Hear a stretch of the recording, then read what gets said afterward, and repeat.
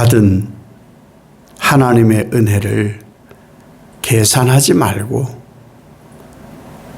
감사와 감격으로 하루하루를 사는 복 있는 신앙인 되시기를 예수님 이름으로 축복합니다.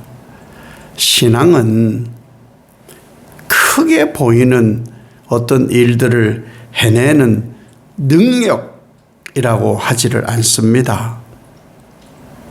다만 내가 맡은 자리에서 하나님을 끝까지 신뢰하는 태도가 신앙입니다. 오늘 이 말씀은 사실 좀 편하지 않는 말씀이에요. 믿음을 흔들고 하나님께 나아가게 하는 것을 방해하는 행위를 실족이라 이렇게 말씀합니다.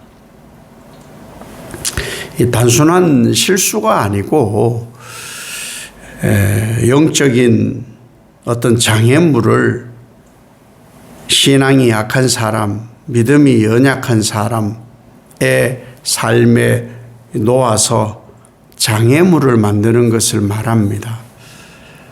이 믿음의 공동체 가운데에는 믿음이 다 같지가 않아요. 이 믿음의 공동체 속에는 믿음이 연약한 사람, 또 영향에 쉽게 많이 영향을 받는 사람, 그 영향에 취약한 사람들이 있기 마련입니다. 이러한 사람들을 실족하게 하는 일, 그러니까 이건 이런 거라고 저건 저런 거라고 왜 그러냐고 시선이나 행동이나 나의 삶의 태도로 인해서 영향을 준 것에 대한 책임이 무겁다. 내가 하는 믿음, 내가 알고 있는 믿음, 내가 하는 신앙으로 인해서 의도든 의도치 않든 영향을 쉽게 받는 어떤 상대에게 영향을 주어서 그가 어려움을 당하는 것에 대한 책임이 무겁다고 말씀을 하십니다.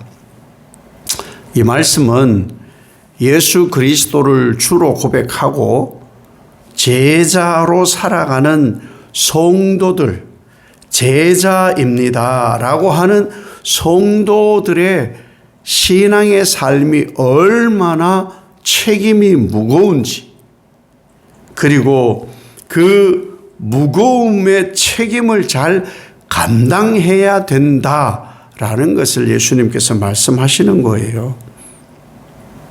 연자맷돌에 대한 이 말씀은 공동체 안에서 영혼이 연약한 어떤 사람들 하나를 무너지게 하는 것이 그만큼 심각한 것이라는 것을 강조하고 계신 거죠. 믿음은요, 내 것, 나의 믿음, 이 개인적 취향이 아닙니다. 믿음은요, 공동체 속에 있는 거예요. 누군가의 영혼과 연결된 삶이 믿음인 거예요. 믿습니다. 이런 것은 단순히 고백으로 그쳐지는 게 아니에요. 나 외에 누군가의 영혼과 연결되어 있어요. 그러니 내 말과 내 행동이 나는 그런 의도가 아니야 라고 해서 그쳐질 일이 아니고 영향을 미친다는 거예요. 영향을 미쳤는데 상대가 믿음이 연약해서 넘어지면 그 사람에게 책임이 무겁다는 말씀인 거예요. 그러니 믿음은 공동체성을 가지는 거예요. 제자들은 예수님의 이 말씀을 듣고 그러면 믿음이 중요한 거네요. 믿음을 더해 주세요. 믿음이 더 커지면 순종도 잘하고 믿음이 더 커지면 좋은 것 아니겠습니까? 이렇게 이해를 하고 예수님께 믿음을 더하여 달라 하는데 예수님은 믿음의 크기 혹은 양의 문제가 아니라고 분명히 말씀합니다. 겨자씨만큼만 있어도 된다라고 말씀을 하는 거예요. 겨자씨만큼만 있어도 된다. 보편적으로 이렇게 생각한 거죠. 제자들도 그렇고. 더 큰 믿음이 있으면 더 순종을 잘하는 것 아닙니까? 왜 교회에서 뭐 이것저것 맡은 자리에서 충성을 다하는 사람들을 보고 믿음이 크다 그러잖아요. 아니요. 믿음의 크기가 순종의 크기는 아닙니다. 믿음의 크기와 순종의 크기는 비례하지 않습니다. 말씀을 듣잖아요. 말씀을 많이 들어요. 찾아보면서 들어요. 부지기로 들어요. 그런데 말씀을 많이 듣는다고 100% 순종하느냐? 아니요. 말씀을 무지무지 듣고도 불순종하는 것 많습니다. 불순종하며 사는 사람 많습니다. 불의를 행하는 사람도 많습니다. 그러니 말씀을 많이 들었어. 믿음이 엄청 커진 것 같아. 그것이 다 순종이라는 비례가 등식이 이루어지는 건 아니에요. 믿음의 양, 말씀을 많이 들었다. 그것이 믿음이 아니고 믿음은 방향이에요. 큰 믿음, 더해진 믿음, 말씀을 많이 들었다. 그것이 순종이 아니에요. 순종은 방향입니다. 방향. 믿음은 크기를 키우는 게 아니에요. 크기를 키우는 것이 아니고 신뢰의 문제예요. 믿음은 고백이에요. 믿습니다. 믿습니다. 고백한다고 그 사람이 믿음이 큰 게 아니라니까요. 신뢰의 문제예요. 신뢰는 하나님께 나를 맞추어 의탁하는 거예요. 고백을 하지만 완전히 의탁을 안 하는 사람이 많다. 내가 살아감은 고백으로 삶이 아니고 방향을 분명히 해서 믿고 맡기는 신뢰가 신앙의 바탕이 되어야 합니다. 그래서 종에 대한 얘기를 해요. 주인하고 같이 밭에 가서 일을 하고 왔어요. 근데 그 주인이 그래요. 참 못된 주인 같은데 아닙니다. 하나님이세요. 주인이 종에게 내가 밥 먹을 것을 준비를 하고 내가 다 먹을 때까지 그 옆에 수종을 두어 이렇게 말씀을 하는 거예요. 근데 이 종이 주인에 대한 자세는 어떤 것이라고 말씀하느냐? 당연한 것입니다. 당연히 네, 제가 밥을 준비하겠습니다. 밥 다 되었습니다. 드세요. 다 드실 때까지 제가 옆에서 있겠습니다.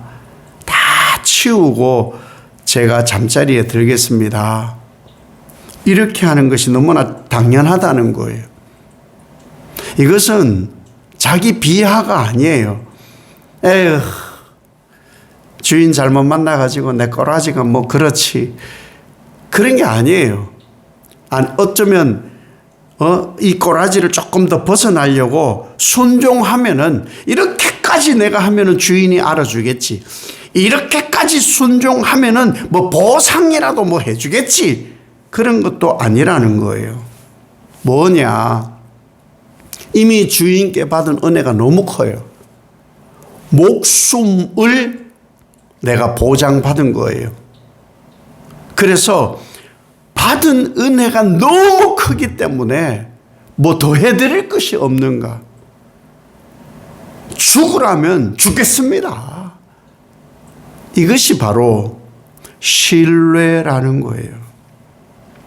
주인에게 뭐 점수를 좀 더 따서 어떤 뭐 위치를 좀 더 점하고 보상을 좀 더 바라고 그런 것이 아니라는 거예요. 받은 것이 이미 너무 커서 나는 내 목숨보다 더 주인을 신뢰한다. 주인이 하시는 모든 것은 옳다. 그러니 내가 하는 것은 너무 당연하다. 나는 주인에게 어쩌면 뭘 해도 유익할 게 하나도 없을 수도 있어. 써주시니 좋아.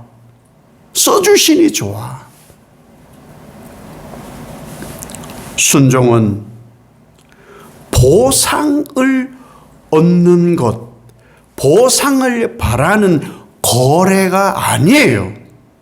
순종은 받은 사랑에 대한 보답이에요. 응답이에요. 이미 받은 것에 대해서 갚는 거예요. 그러니 은혜를 받았으면 계산할 것이 없어요. 너무 당연하니까. 내 목숨 100개라도 갚을 수가 없는 거예요. 그러니 매일 감사, 매일 감격하는 거예요. 그 삶을 공동체에 있는 연약한 사람에게 영향을 주고 삶의 태도로 보여주는 거예요. 왜? 나는 받은 은혜가 너무 크기 때문에. 그래서 공동체 안에 있는 누군가에게 연결되어 있는 예수 그리스도의 영으로 그 영향력을 자꾸만 선하게 베풀어 가는 거예요. 너는 너고 나는 나고 나는 원래 그래. 성격이 개조되어야 되겠죠. 받은 은혜를 계산하지 말고 오직 감사와 감격으로 하루하루가 복이다, 복이다. 그렇게 고백하며 하나님을 전적으로 신뢰하여 살아가는 하루가 되시기를 예수님 이름으로 축복합니다. 아버지 하나님, 나의 삶은 하나님의 은혜라는 말 그냥 고백하면 믿음이 좋다. 아닙니다. 믿음의 좋음은 이웃에게, 상대에게 선한 영향력을 주어 모든 것이 하나님 은혜입니다. 고백에는 내가 하나님을 그만큼 전적으로 신뢰합니다. 라는 태도를 보여줄 때이니 고백과 태도가 하나 되어서 언제나 받은 은혜에 감격하고 감사하고 받은 것에 대해 계산이 없이 무조건적 순종으로 하나님을 신뢰하며 나아가는 받은 복에 대한 감사로 사는 하루가 되게 하옵소서. 예수님 이름으로 기도 올리옵나이다. 아멘.